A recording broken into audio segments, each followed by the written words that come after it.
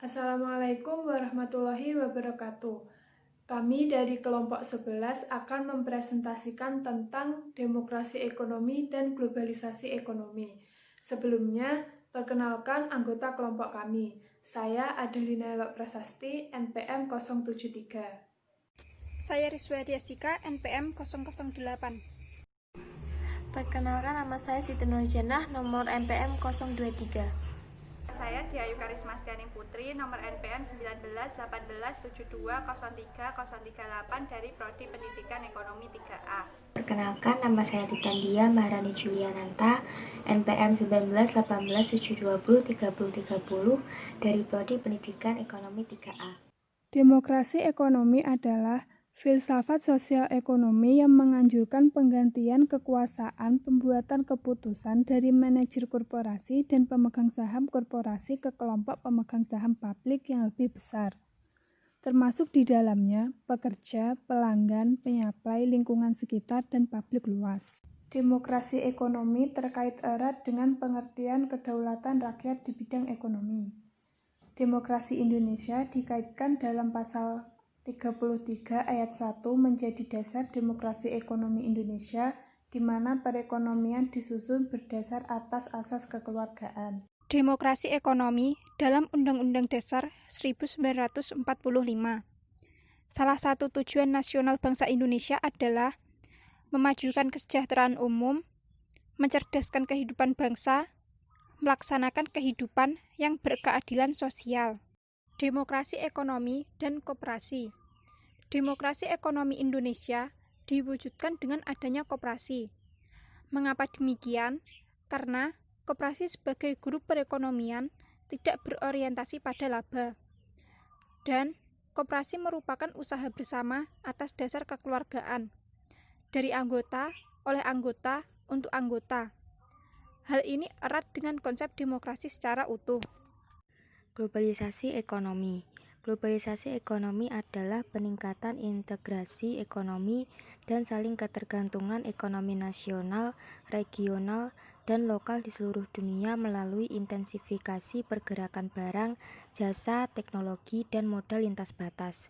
Apabila globalisasi merupakan serangkaian proses yang melibatkan berbagai jaring pertukaran ekonomi, politik, dan budaya.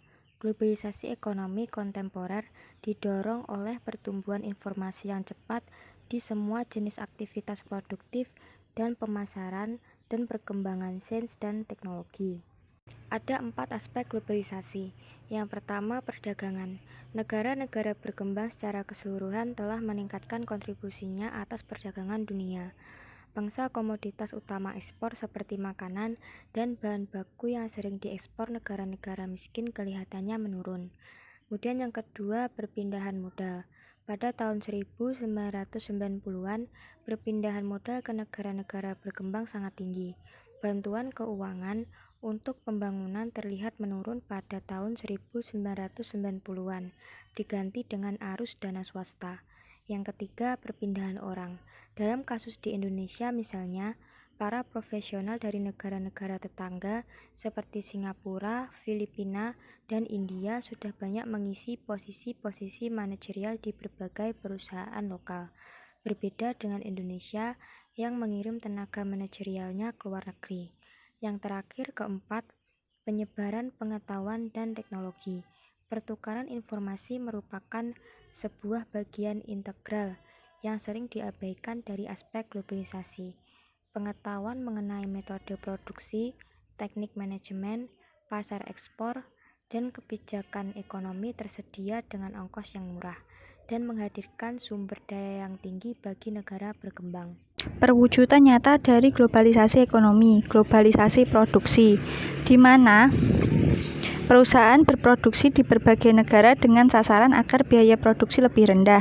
Hal ini dilakukan baik karena upah buruh yang rendah, tarif bea masuk yang murah, infrastruktur yang memadai, ataupun karena iklim usaha dan politik yang kondusif.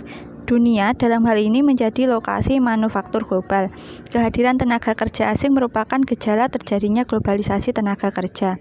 Globalisasi pembiayaan. Perusahaan global mempunyai akses untuk memperoleh pinjaman atau melakukan investasi, baik dalam bentuk portofolio atau langsung, di semua negara di dunia. Sebagai contoh, PT Telkom dalam memperbanyak satuan telepon atau PT Jasa Marga dalam memperluas jaringan jalan tol telah memanfaatkan sistem pembiayaan dengan pola BOT bersama mitra usaha dari mancanegara.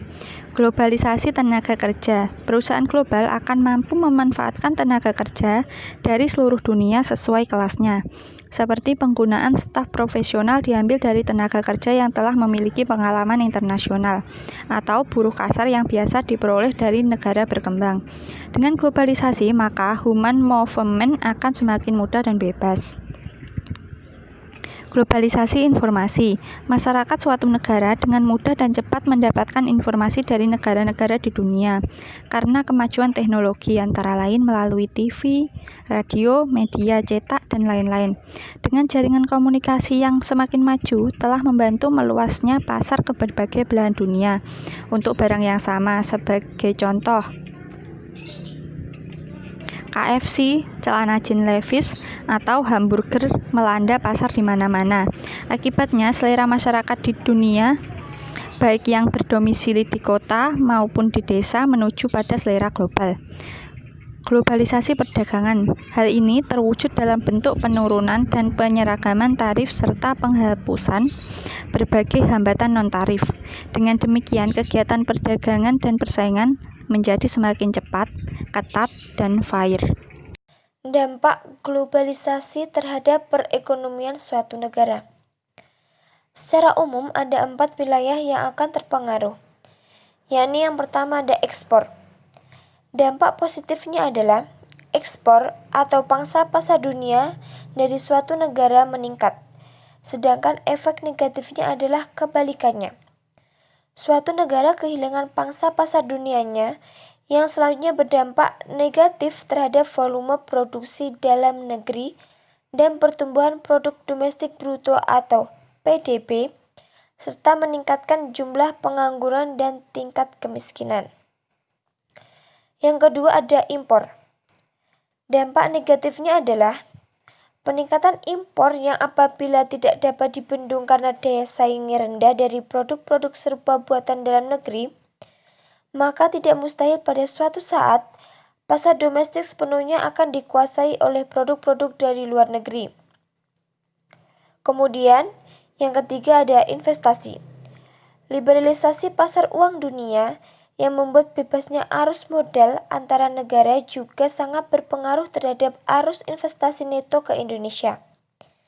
Jika daya saing investasi Indonesia rendah, dalam arti iklim berinvestasi di dalam negeri tidak kondusif dibandingkan di negara-negara lain, maka bukan saja arus modal ke dalam negeri akan berkurang, tetapi juga modal investasi domestik akan lari dari Indonesia. Yang keempat, tenaga kerja. Dampak negatifnya adalah membanjirnya tenaga ahli dari luar di Indonesia, dan kalau kualitas sumber daya manusia atau SDM di Indonesia tidak segera ditingkatkan untuk dapat menyaingi kualitas SDM dari negara-negara lain, tidak mustahil pada suatu ketika pasar tenaga kerja atau peluang kesempatan kerja di dalam negeri sepenuhnya dikuasai oleh orang asing. Kemudian untuk slide yang terakhir, di sini ada faktor pendorong globalisasi ekonomi. Berikut saya sebutkan faktor-faktor pendorong globalisasi. Yang pertama ada kemajuan ilmu pengetahuan dan teknologi. Berkembangnya ilmu pengetahuan dan teknologi yang menghasilkan alat-alat komunikasi dan transportasi yang semakin canggih menimbulkan mobilitas dalam berbagai bidang kehidupan manusia yang semakin cepat. Kemudian yang kedua ada terbukanya sistem perekonomian negara. Adanya perdagangan bebas baik dalam bidang perdagangan, produksi, maupun investasi keuangan telah memaksa setiap negara untuk menerima dan memasarkan produknya ke semua negara di dunia tanpa ada lagi proteksi dari negara, sehingga nanti produk-produk negara lain akan mudah didapat. Kemudian yang ketiga ada liberalisme keuangan internasional.